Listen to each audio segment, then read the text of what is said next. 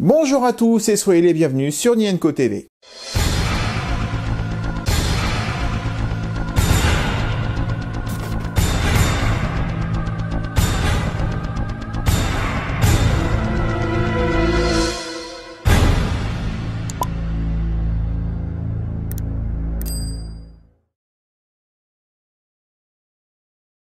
Je suis heureux de vous retrouver pour cette vidéo un peu particulière parce que j'avais pas forcément prévu de la faire et jusqu'au dernier moment j'avais pas tellement envie de la faire.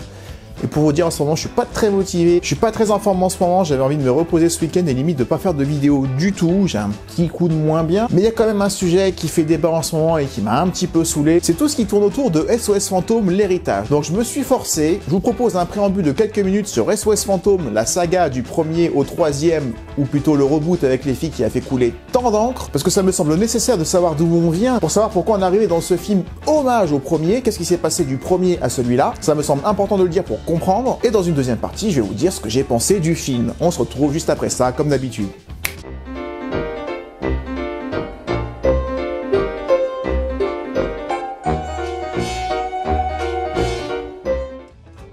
SOS Fantôme, c'est culte en grande partie grâce à Bill Murray. Faut le dire, c'est le centre du film, c'est le cœur du premier film, voire des deux premiers. Et de l'autre côté, il y a l'écriture très habile de Harold Ramis et de Don Aykroyd. Et c'est cette équipe complémentaire qui crève l'écran et qui nous fait vraiment croire en la complicité que ces comédiens ont entre eux et du coup les personnages. Venkman, Ray et Egon sont trois personnages cultes que j'adore voir ensemble et que je rêverais de voir parce que c'est un projet de les voir dans leur jeunesse sur une série Netflix qui se concentrerait sur eux. En tout cas, si ça sort, je serai le premier à les voir. Mais je ne voue pas un culte à SOS Fantôme. J'ai les films derrière moi, mais ça s'arrête là. Autant le premier est un film culte dont je connais tous les dialogues par cœur, autant le deuxième c'était déjà un petit peu moins ça.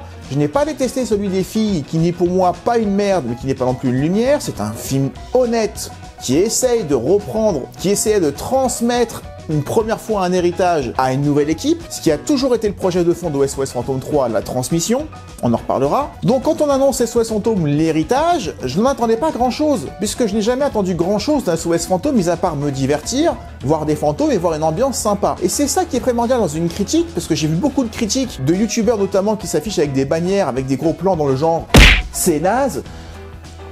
C'est naze si tu n'aimes pas SOS Fantôme, mais là on est en train de parler de suites, de films qui ne se sont jamais pris la tête. Que ce soit le 1, le 2 ou encore moins celui des filles, ce sont toujours été des films de divertissement avant tout, ce ne sont pas des films d'auteur, juste des films pour se détendre, s'amuser et voir des effets spéciaux sympas. Ça n'a jamais été plus que ça SOS Fantôme, donc je suis un petit peu énervé de voir qu'il y a encore des personnes qui se disent pourquoi encore redépoussiérer des vieilles licences plutôt que d'en faire des nouvelles. C'est pas parce qu'on dépoussière des vieilles licences sur lesquelles on peut encore prendre du plaisir qu'à côté il ne se passe rien. Il peut très bien y avoir l'un et l'autre. Si tu veux pas voir de suite, ne va pas voir de suite, mais n'en décourage pas les autres. Le cœur de ma chaîne YouTube, c'est les suites. Pourquoi est-ce qu'il y a des suites? Qu'est-ce qui a marché? Qu'est-ce qui a moins bien marché? Jusqu'à quand peut-on tourner sans que ça s'épuise? C'est ma came à moi, donc forcément quand on me dit arrêtez de faire des suites, ça me gonfle un peu. Donc je ne voue pas un culte à la saga SOS Fantôme, mais je respecte énormément cette licence. J'adore le premier avec l'équilibre entre film d'horreur et comédie, parce que le premier il est quand même flippant.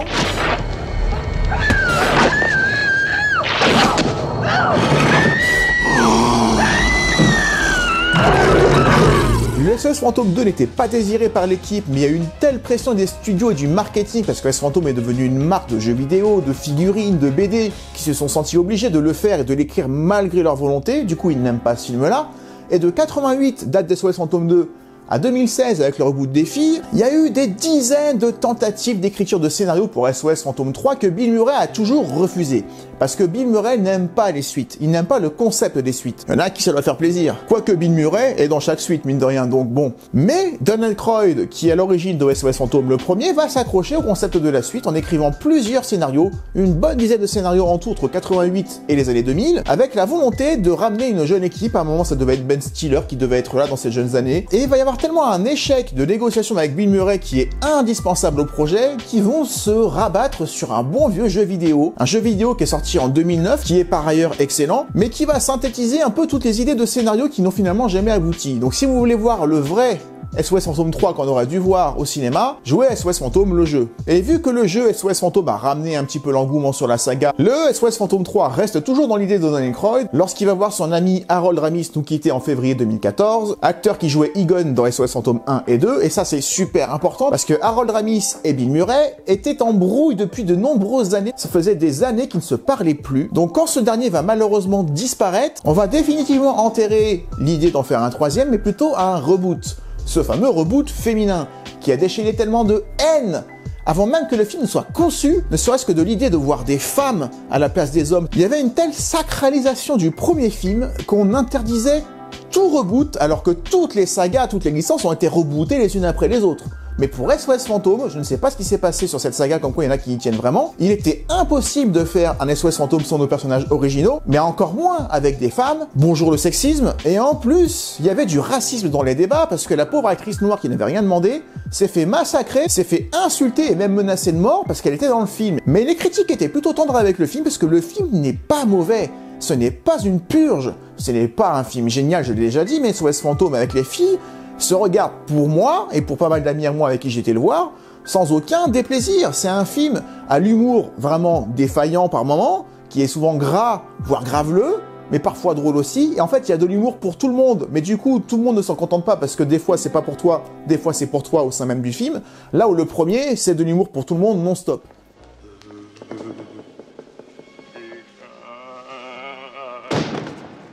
Oh, you're here. Yeah, what does he got? Mais le reboot propose un univers visuel absolument bluffant, il propose de développer également tout le côté technologique, à savoir les packs de protons et tous les matériaux qu'elles vont inventer pour capturer les fantômes, là où dans le premier film on ne sait absolument pas d'où ça sort. Ce reboot féminin amène donc un univers visuel absolument magnifique et va développer aussi le côté technologique des packs de protons, et aussi de la naissance de la société Ghostbusters, d'où tu sors le logo, d'où tu sors la voiture, d'où tu sors l'équipement, qui va le concevoir, est-ce que ça va marcher tout de suite ou est-ce qu'il faut faire plusieurs essais. Tout ça pour vous dire que quand un film sort et fait la suite à un autre, il faut qu'il amène des choses qu'on n'a pas vues dans le précédent. En tout cas, il faut oublier ce reboot parce qu'il a tellement amené une ambiance de merde mondiale, parce que tout le monde s'est acharné à cracher sur ce film, même que la bande-annonce du film a été la bande-annonce la plus haïe de tous les temps sur YouTube. C'est tellement grave de perdre une telle énergie là-dedans que le fils d'Ivan Reitman, le réalisateur, va avoir l'idée de faire un film qui est en pur hommage au premier. Parce que quand on voit l'accueil qui a été fait à celui qui a voulu s'en éloigner un peu, on a vu ce que ça a donné. Donc si tu vas encore en faire un autre, autant essayer de caresser le public dans le sens du poil et de reprendre là où on était dans le meilleur de la saga, le premier. C'est dans ce contexte qu'SOS Fantôme, l'héritage, est sorti cette année. Voyons ça de plus près.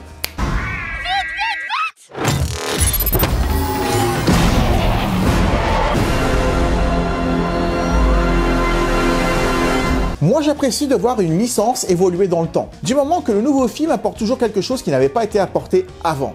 Et parfois, je suis très virulent quand ce n'est pas fait, quand ce n'est pas le cas, parce que je ne supporte pas l'incompétence.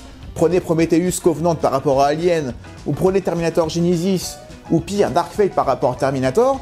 Toutes ces suites qui se disent mieux que ceux qui vont remplacer alors qu'ils font exactement la même chose, ça c'est du foutage de gueule où on peut se sentir arnaqué. Et pour ce qui est de SOS Fantôme l'héritage, ou SOS Fantôme le reboot, à chaque fois il y a des choses qui n'ont pas été racontées, ou qui ont été racontées différemment qu'on n'avait pas vu. Tant qu'il y a ça, je prendrai toujours du plaisir à redécouvrir un film même si j'en connais déjà l'univers. Déjà de quoi parle SOS Fantôme l'héritage, attention ça va spoiler à partir de maintenant. SOS Fantôme l'héritage parle du coup d'un héritage légué par un des chasseurs de fantômes de 1984, Egon Spengler, qui a donné un héritage à sa fille et à ses petits-enfants, qu'il ne connaît pas et qu'il n'a quasiment jamais vu. Et là, c'est une ambiance un peu à la Lock and Key, si vous avez vu la série sur Netflix, à savoir une grande maison pleine de mystères, où les enfants, petits-enfants vont découvrir la vie de leur grand-père en découvrant des pièces fermées à clé, ou découvrir des objets vestiges de SOS Fantôme 1 que nous connaissons par cœur, mais que eux ne connaissent pas du tout. Et ça déjà, c'est un grand plaisir. De voir nos personnages découvrir des sous-sols, des pièces cachées, où on va retrouver des choses qui nous sont familières, telles que le détecteur de fantômes, le casque pour les voir, puis les combinaisons, puis les packs de protons, puis la voiture, où quelque part on va tout assembler. Et ce ne sont pas des objets qui ressemblent à ceux qu'on connaît, ce sont les objets du premier film. Ça a une odeur, ça a un toucher vraiment différent que tu ressens, parce que ce sont les objets du 1. Et tous les objets du 1 qu'on a vu dans le 1, que ce soit les piles de livres ou les Twinkies qui sont cachés dans les coins, il y a plein d'hommages qui fourmillent dans des décors super fournis,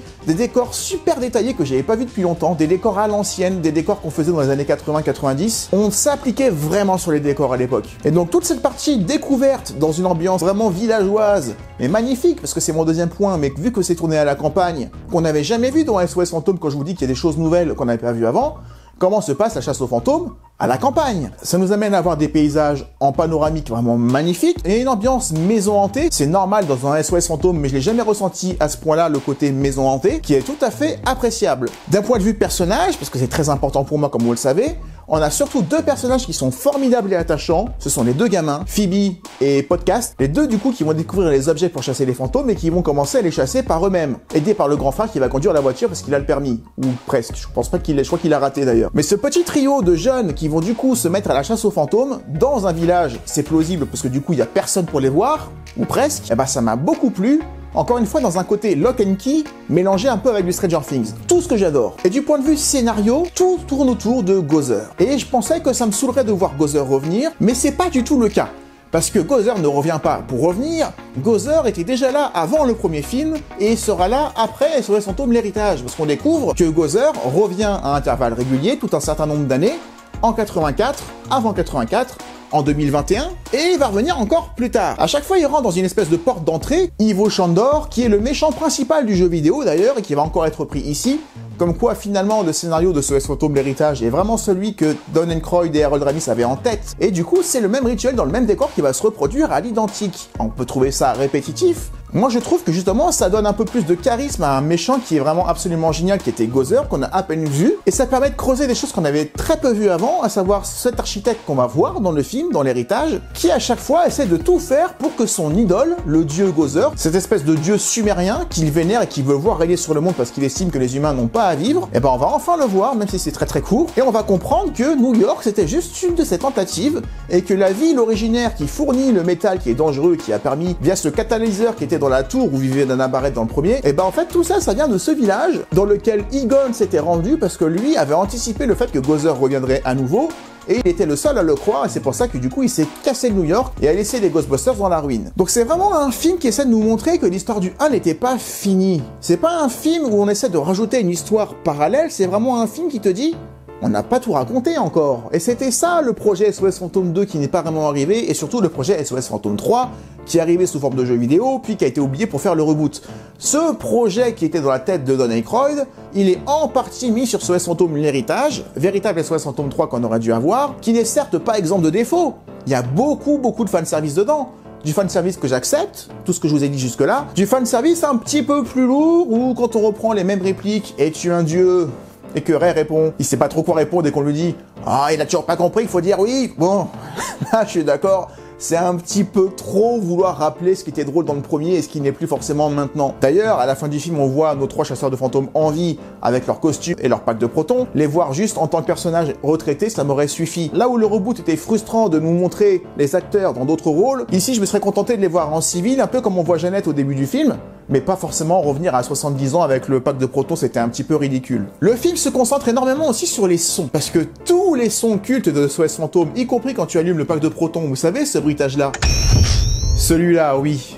On insiste bien sur le premier allumage du pack de protons, on insiste bien sur la première salve balancée au premier fantôme, on insiste bien à la première capture de fantôme, on insiste bien sur le bruitage de la voiture Ecto, qu'on attend tous. En fait, toutes ces premières fois qu'on a connues dans le 1, on les attend à nouveau dans celui-là, parce que ces bruitages sont cultes, tout comme la musique. La musique du 1 est intégralement remise dans celle-ci. Cette musique un peu jazzy que j'adorais dans le 1, qui faisait beaucoup l'identité du 1, elle est constante dans ce SOS Fantôme l'héritage. Alors oui, peut-être que c'est facile de remettre la même musique, mais pour moi, sur moi, ça marche. Ça me rappelle bien qu'on est vraiment dans un SOS Fantôme, et puis surtout, c'est un hommage à Harold Ramis. Rien que là-dessus, il faut parfois apprendre à fermer sa gueule. Ce film est un hommage à leurs potes, parce que SOS Fantôme, ce sont des films de famille, ce sont des films faits entre potes, entre amis, et là, leur ami est parti. Donc ils ont voulu, que ce soit de près ou de loin, que ce soit le fils qui reprenne la relève du père en tant que réalisateur, comme quoi c'est vraiment un film de famille. Le but était de rendre hommage à leur ami. Le film est dédié à Harold Ramis, qu'on voit beaucoup, qui est le personnage central de ce film. On le voit au début, On suggère que son fantôme est là pendant tout le milieu et on le voit finalement leur dire adieu à la fin. Alors certes, il n'y a pas de dialogue, ça peut être un petit peu frustrant de ne pas le voir parler, mais est-ce qu'il y avait besoin quelque part qu'il parle? Parce qu'on comprend très bien ce qui se passe. Donc ce film a été fait pour qu'on puisse enfin avoir une synthèse de toutes les idées qu'ils avaient eues, plus des idées qu'ils n'ont sûrement pas eu de transposer ce film à la campagne, pour donner un côté un peu plus actualité, parce que les gosses qui vont dans des maisons abandonnées à la campagne, c'est quelque chose qui marche bien aujourd'hui dans les séries Netflix ou Amazon. Là, ils ont vraiment voulu amener ce côté-là qui plaît au public avec le côté ancien des SOS Fantômes. Moi, j'étais dans la salle de cinéma, tout le monde a applaudi. Très heureux de revoir un SOS Fantôme au cinéma. Et si pour vous, c'est pas assez nouveau, eh ben allez voir des films nouveaux et ne vous faites pas chier. Et je ne peux que conseiller à ceux qui aiment SOS Fantôme, le premier ou les deux premiers, à aller voir ce film parce que vous prendrez beaucoup de plaisir à revoir certes des codes déjà connus, des objets déjà vus, des musiques déjà entendues, mais on prend du plaisir. Et c'est tout ce que je demandais à un SOS Fantôme. Je n'attends pas à me prendre une claque. Je m'attends pas à avoir une réflexion philosophique sur ma vie, je veux juste prendre du plaisir, avoir une ambiance sympa, des musiques sympas, des dialogues sympas, des personnages sympas, et ce film, il nous apporte tout ça. Et SOS Fantôme n'a jamais eu d'autre vocation que de nous apporter ça. Donc si vous en attendiez plus que ce que le modèle nous avait déjà amené, vous vous trompez de débat. SOS Fantôme, c'est pas pour vous. SOS Fantôme, c'est pas des films d'auteur, c'est des films entre potes, d'amis, de famille, des films à voir en famille avec ses enfants, et SOS Fantôme l'héritage remplit parfaitement ça. Comme pour moi, le film avec les filles le faisait également, peut-être beaucoup plus maladroitement, mais c'est un film que je regarde avec plaisir aussi, c'est juste SOS Fantôme, donc foutez-leur la paix pour ceux qui n'aiment pas, je suis désolé de m'être énervé, parce que globalement, les critiques étaient positives. Et même les youtubeurs les plus difficiles, tels que Durandal ou le joueur du grenier, ils ont plutôt apprécié ce film-là, pour ce qu'il est, un film hommage au premier, l'héritage du tout premier, près de 40 ans après. Si vous n'en attendez pas plus, courez le voir. Désolé si je me suis un petit peu énervé, je vous remercie d'avoir regardé la vidéo jusqu'au bout. On va reprendre le cours normal de la chaîne à partir de la semaine prochaine sur le retour de la momie, là où on en était resté la dernière fois. Merci de vous abonner à la chaîne, de mettre des pouces, des commentaires, de partager la vidéo si elle vous a plu. On se retrouve la semaine prochaine pour parler du retour de la momie, et comme je le dis à chaque fois, d'ici là, prenez soin de vous. Ciao!